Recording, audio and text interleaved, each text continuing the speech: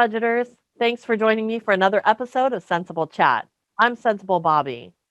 Last week we talked about why people would choose to stay in a financial prison if they had the opportunity to break free. And as I mentioned, one of the most common reasons I hear is lack of hope. So my goal this week is to show you that hope. And I'm going to start with what worked for me, and that was creating my financial picture.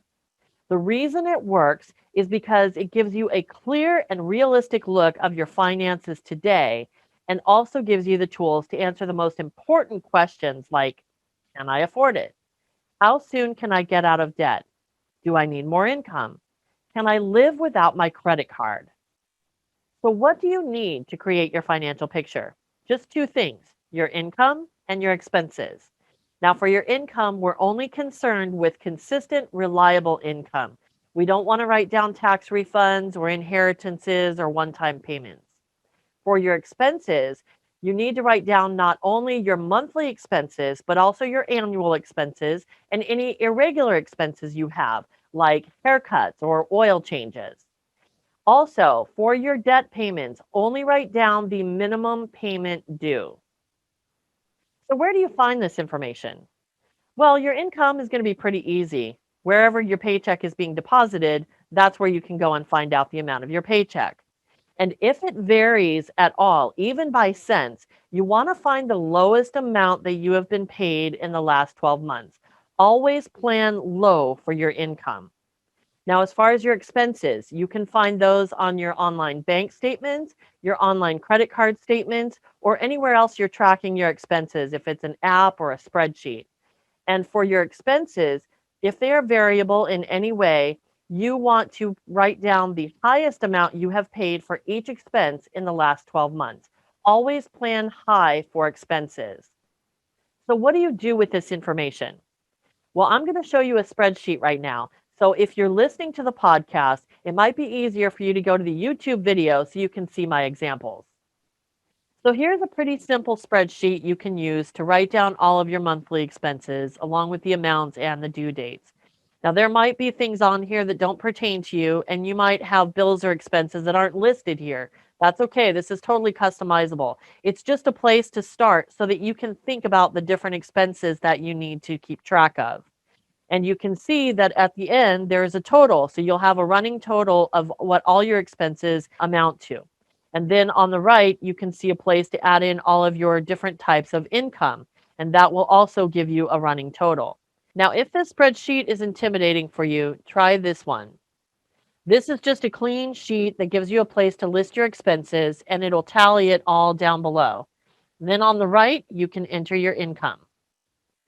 Now, you'll also notice there's a calculator here for turning irregular expenses into monthly bills. And the reason that we want to do this is so that we can make sure your monthly income can not only cover your monthly expenses, but also your annual and irregular expenses. So the way we can make sure to do this is to add them in as a monthly expense. So you can use this calculator and just add the total amount. I have an example here. Say your insurance is $500 for the year. So your total amount is $500 and you have 12 months to pay it. So the payment per month is $41.67. So for your insurance, you would list that monthly amount as $41.67. These spreadsheets are available in the show notes for this episode at CentsAbleChat.com. You can also email me, Bobbi, Bobbi, at CentsAbleChat.com, and I'll send them to you. Once you've created your financial picture, you'll know where you stand today, and you'll be able to go back and answer those questions we talked about earlier, like, can I afford it? How soon before I can get out of debt? Do I need more income? Can I live without my credit cards? From that point, you'll be able to see the hope to take control of your financial situation. Because if you don't have enough money today to cover all of your expenses, you're going to know how much more you need. And you can also play with those numbers, see which ones you can delete, like an annual subscription that you don't necessarily need, to make your income come in line with your expenses. The good news is this information puts the power into your hands. So I want you to take this week and complete your financial picture.